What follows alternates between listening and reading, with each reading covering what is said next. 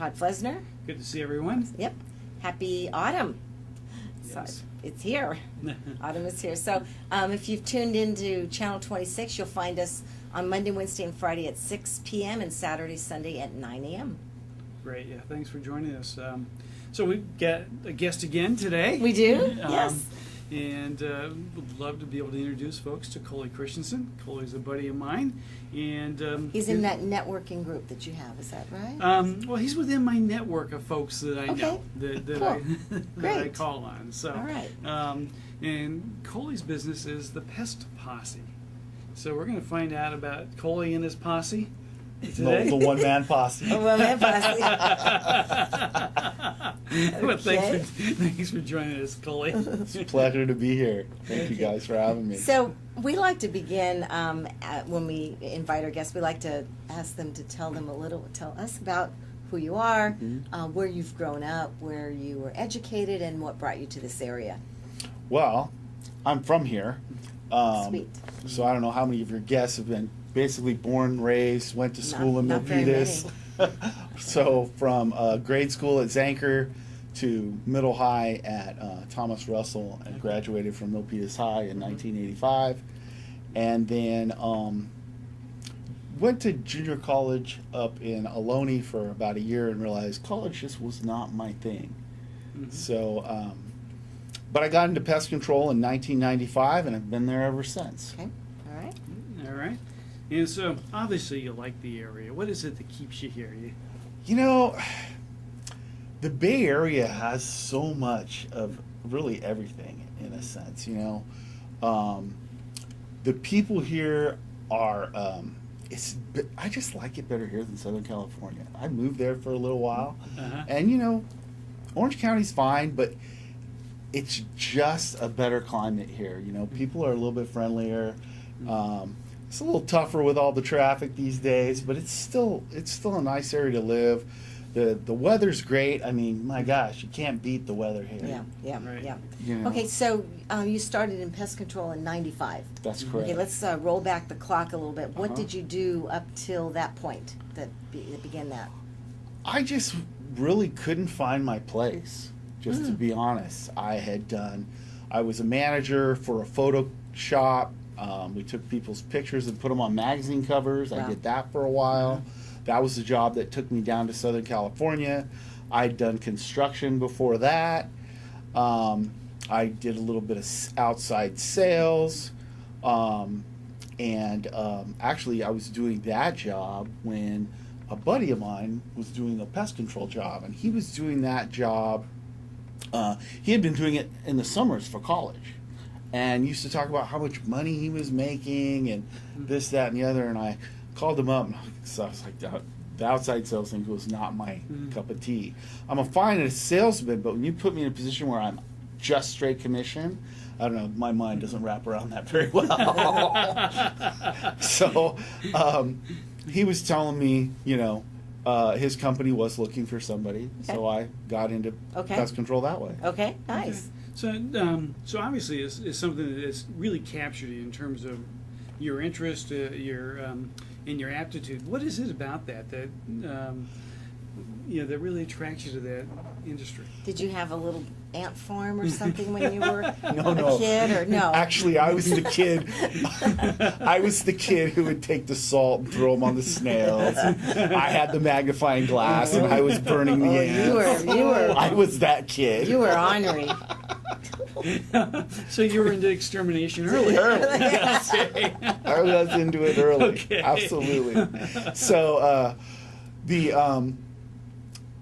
the thing that I liked about it was I liked helping people originally. I liked solving the problems. Okay.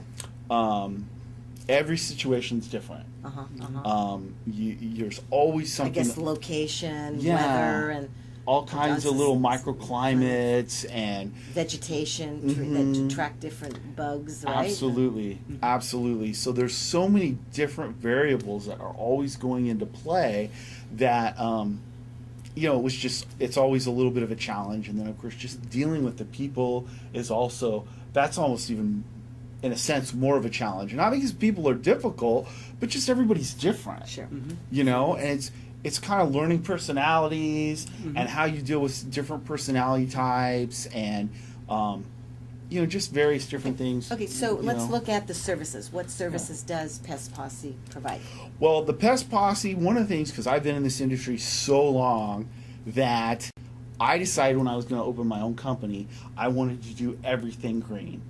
Okay. Okay. So I use all essential oils, I use low-risk products, I use baits.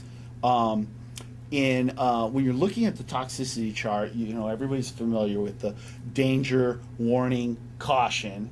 Okay. Well, most people don't realize there's a whole nother caution level before that. Mm. And that's considered low risk. Okay. So even my bait products fall into that low risk category. And then Like other animals could get it, like dogs, cats get the they're bait. the Is kind, that the yeah, problem? not really. I mean, it depends on where you put it. There's always a little bit of a risk for that. But mine really just honestly, my biggest concern is me. Uh-huh.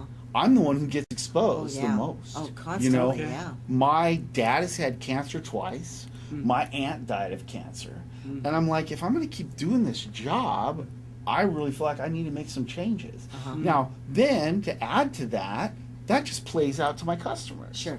Right. I'm now able to offer them,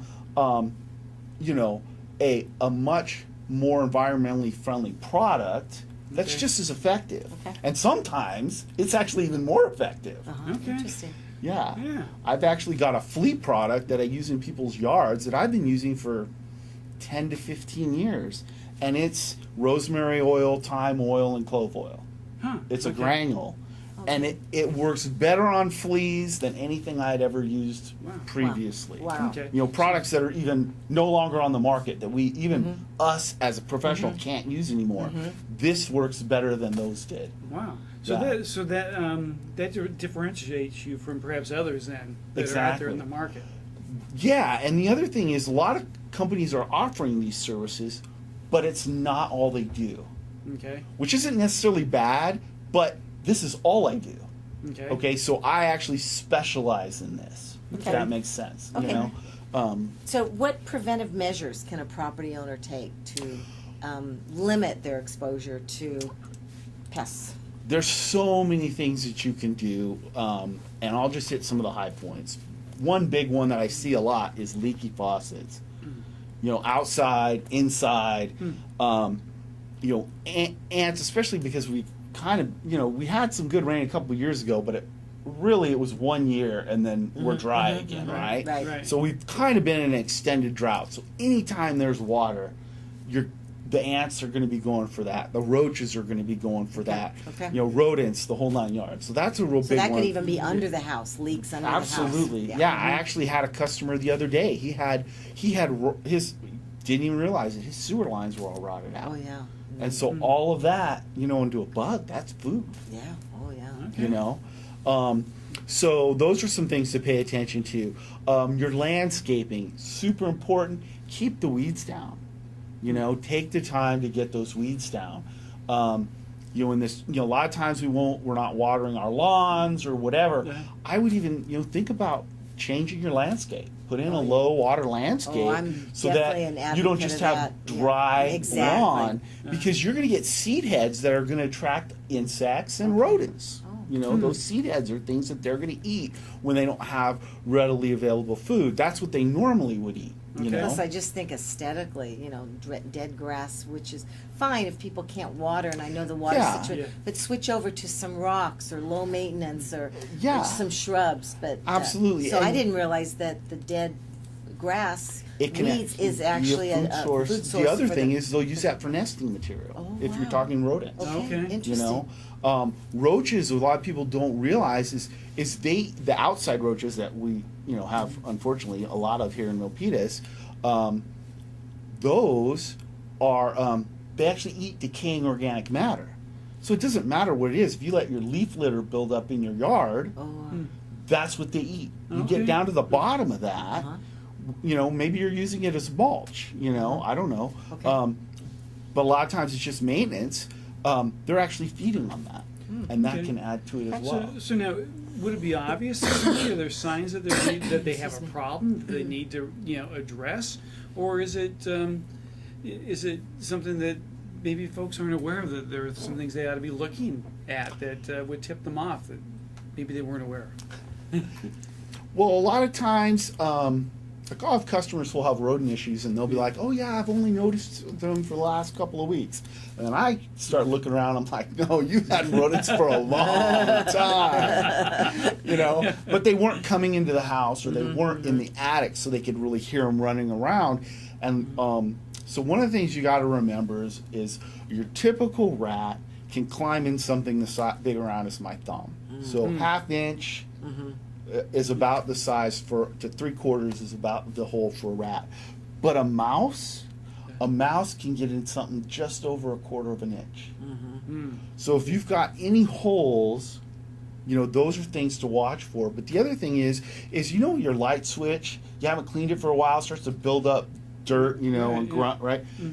Those are, we call those rub marks. And rub marks will build up on an entry point where rodents are. And so you'll get this black stain. It'll start to build up. And most people just they just think it's dirt. You know, it's kind of like some people have a dog, and the dog will rub up against the same part of the house or the door, and it'll build up those rub marks. Same thing, it's a rodent rub mark. You know, so those are some things. Other than that, a lot of times it's just tolerance. Okay. You know, some people have absolutely no tolerance for insects. And other people, they don't care until they've got this huge fat trail of ants coming into the kitchen, feeding on something that they were going to eat that day, you know, and otherwise it wouldn't have mattered to them, you know. Okay. It depends on the client, you know. I can handle some spiders and some, you know, ants a little bit around my house, but there are certain things I won't tolerate. So do you deal with residential, or do you do commercial? What are your clients? My target customer is a residential customer. It's a homeowner. Okay. I do all kinds of, you know, I've done everything from, you know, 1,000,000 square foot food plants, you know, to little restaurants, you know, to, you know, computer facilities, clean rooms, and residential homes. But my target customer is a single family Do home. you see the problem getting worse at all? By people not paying attention, like you said, getting it. What have you seen over the years? Has it been an accumulation? Actually, because it sounds like you're in a good business. These pests are not going to go away. They're not going to go away. So I don't know. Unfortunately. Is it getting worse? Actually, you know what? With the weather, we with go the through drought, phases, and every year tends to be a different main pest. But back in the 90s when I started, fleas were a huge issue. Okay. And then they came out with Frontline and Advantage. Okay. And the fleas are pretty much not as, you still have, you know, we still have flea calls, but not like we used to. Then it was ants. And ants, you know, you probably heard of the Argentine ant. Those came up the coast, and we couldn't get control. I mean, literally, you couldn't get control in some circumstances because they breed so quickly. 10% of the colony is queens. Yeah, wow. So by this time of year, you know, our ant callbacks were off the chart. Well, then they released a new product. The active ingredient is fipronil. A lot of people have heard of it. The main product's called Termidor, and they use that a lot for termites, which I know you deal with a lot. And the advantage to this product is that it's really good at getting picked up on the insect's hairs. They're on their exoskeleton. They've got all these little vibrissae sticking out, and it picks up really easy. And then when they go to the colony and they feed each other and they talk to each other, they spread it to each other. Wow. So it's kind of like if you went to a party and you had poison oak. Okay. The more people who are at the party, the more likely more people are going to get poison oak. Wow. Right? Okay. That's kind of how this product works. The worse the problem is, actually, the better the product works. So it took our ant problems down to a bare minimum. Now, since this last drought, and we got the rain, you know, a couple of years ago, the rodent problem has just increased the climb. And the interesting thing is, I'm connected with all these other companies on Facebook all across the United States and the UK, and they all have the same problem. I'll be Interesting.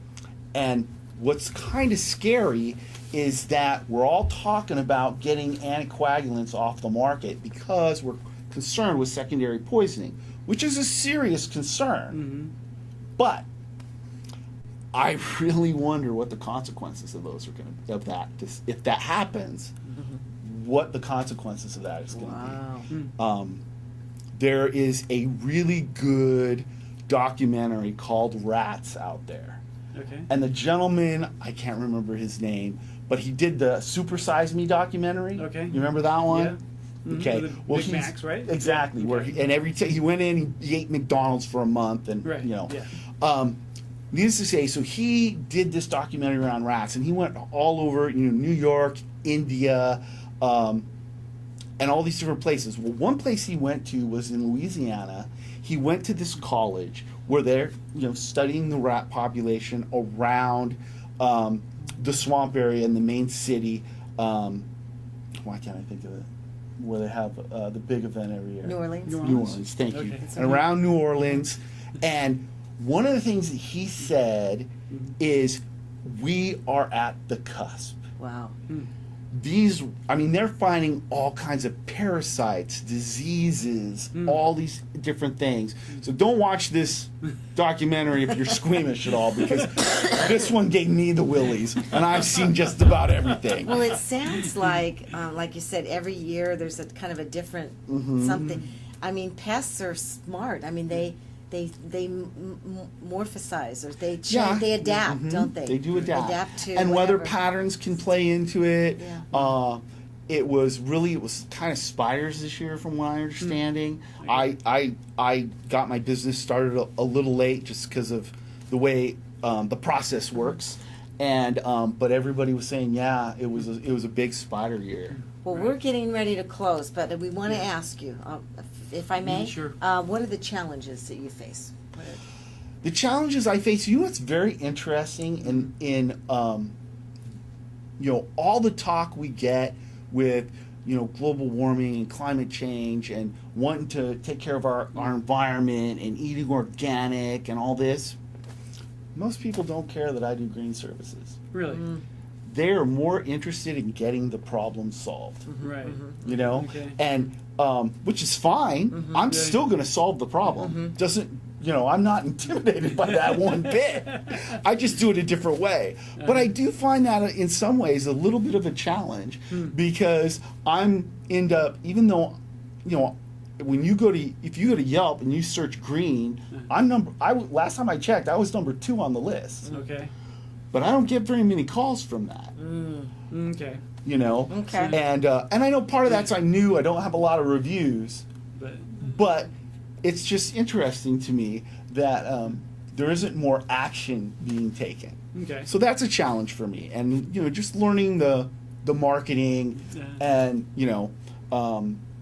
everything is text these days, right? We're all texting, and I'm pretty good, I think, with people on the phone and in person, but I'm learning this text thing because I'm that older generation. I'm not used to texting all the time, So those are some of my challenges that I'm working through and learning. Well, good. Well, no, and folks want to find out more. I think you've got some stuff online too that's great information for people, right?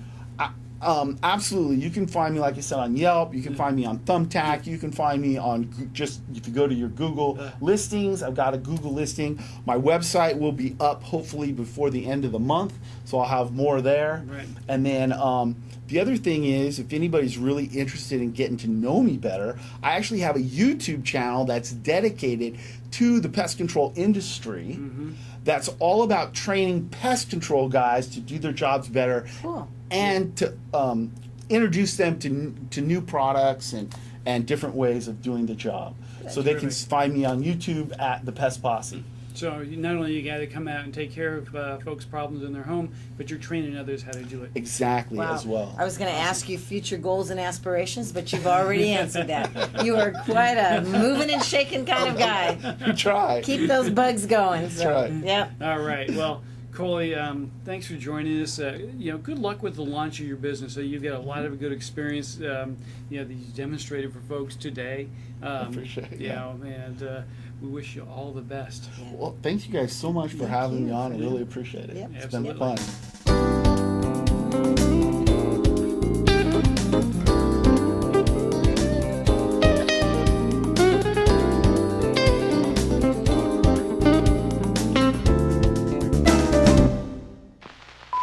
The following is a public service announcement test to determine if you need a fishing license and boat registration before you head out on the water.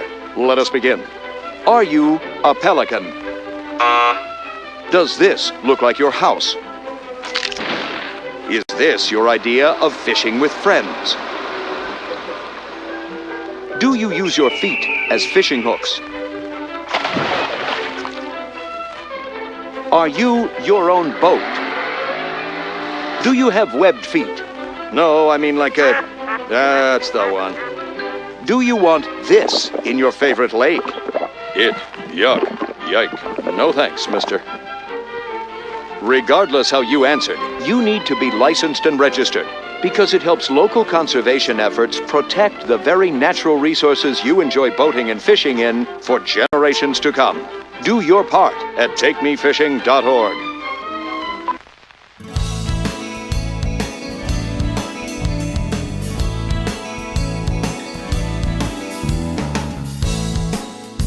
Hello, we're back again. Debbie and Giordano and Todd Flesner. Hello again. Hi, we're here to give you some real estate statistics for the Milpitas area market. So, what's been going on in your world, your lending world? Well, been an interesting time. The Fed is at it again. Interest rates have been bumped up another 0.25% by the Federal Reserve Board, and that's kind of been priced into the long-term rates. But you said it didn't affect the rates today. Well, actually, today rates went down a little bit. That is the funniest thing. And it's a little bit counterintuitive, but that expectation had been built into the market. And actually, that was built. That response really was on a statement by the Fed had about expectations for future inflation. Okay. That future inflation looks to be under control. All right, so under their 2% benchmark that they have, they're going to watch that closely. But really, their statement on inflation, their expectation for the future, is what had mortgage bonds pull back a little bit. Now, Todd, if I'm correct, the Feds were poised to raise the discount rate. I mean, Yes. that's no surprise. No, it was no surprise. We were counting on that. No surprise with that announcement. And we expect that perhaps we'll get another increase here before year end Okay. in 2018. That might affect interest rates. And that, yeah, although, again, I think that expectation is kind of baked into the market. Okay. So I don't expect long-term rates to vary a whole lot based on that. Again, that expectation of inflation, I think, is the key thing that's going to drive interest rate, long-term rates as we look down the road here. Okay, great. Well, there's been some recent activity in the San Jose Mercury News. So here's an article. Okay. Lowering your price, hot housing market may be cooling a little. And then also they talked about the lull right here. That was just 2 weeks ago. Will the lull last? And I would again say, we didn't talk about that last month, but we hit price peak around April. Okay. And then it's been steadily going down. I would say generally in the Milpitas market here, what I've seen is about $150,000 to almost a $200,000 price adjustment during Okay. this last 3 or 4 months, which is pretty severe. We typically have a slower market in the summer and maybe a little bit of a drop, but not this much. So Okay. it's something to be alarmed about. But we're finding buyers back in the market. I just closed a deal all cash. So when buyers are putting in cash, there's a lot of stability in the market. Well, yeah, and that's interesting to see that we've seen the market flatten and actually come back a little bit. And I think we had talked a little bit at some point in time about historic trends in the Bay Area. Right. You get these 5 to 7 year runs of large increases in appreciation, and then we'll hit the wall. And we're in about year 7 with that. Wow. Okay, that's good. Good point. I didn't think of it that way. So. So, I mean, we'll be watching those numbers, of course, real carefully. There's some seasonality, as you indicated, Right. to that, but So here is, I can bring you Yeah, August. good. August of 2017. So we're looking at $1,099,000 for an average price, Mm-hmm. and that jumped up to last month of $1,199,000. Okay. So you still have 100,000 appreciation over year to year. Okay. Not bad, huh? not bad. And I'll tell you, the condo market again continues to surprise me. 679,000 for an average a year ago, and that jumped to 956,000. Wow. In fact, that same buyer that you and I are working with, that's Uh-huh. jumping from a condo they bought in 2005, and then they're jumping into a single-family home. So I think you're going to see a lot more of that because they've got a lot of appreciation in the condo Okay. arena. You know, are you seeing, as you're talking with folks, I know you do a lot of work with single-family homes here in Right. Milpitas, but what are you hearing about the appeal of condos with folks who are looking to buy? To be honest, I mean, I'm not in that kind of a market. Okay. But I do attend the marketing meeting Okay. locally here, and different agents pitch their Mhm. listings and their condo listings, and they seem to get a lot of people through open houses, and it still has somewhat of an appeal. Okay, I'm just wondering if if there's some generational shift to being more of an appeal for a condo type of living versus single family home. Yeah. Although again, I know you're strong with a single family home, and that demand is because they're not building anymore. Not built anymore, and that's exactly what the buyer that we're working with is saying. Yep, Okay. doesn't build anymore. All right, So terrific. I think, do we have any prediction? Where are interest rates today? Interest rates are in the high fours right High now, fours, okay. just nudging right up against 5%. Okay. Well, that's going to affect some buyers, isn't it? It does affect some affordability, and we're watching that real closely, and hoping that we don't see it nudge up too much more. One of the other benchmarks we watch is the 10-year bond, Treasury bond. 10-year got up to just over 3%, 3.1, and has come back a little bit, right to about 3%. And again, we seem to be kind of holding right now in that. At that trading range. So again, A lot keep an going eye. on in the There- economic market there and the is. political scene. Yes, So, tons happening. tons and, happening around everywhere. And the future is an uncertain place. It is. It is. So when we get there, we'll let you know how it We'll is. let you- So we'll close for now, and then we'll be able to, in next month, we'll bring another market update and wrap up that. Terrific. So. We'll keep a close eye. So if folks want to get hold of me, they can reach me at GiordanoDJ@AOL.com. And Todd? Yeah, questions about the show? Mm-hmm. It would be T. Flesner at OpusAdvisors.com. And Great. we look forward to your questions.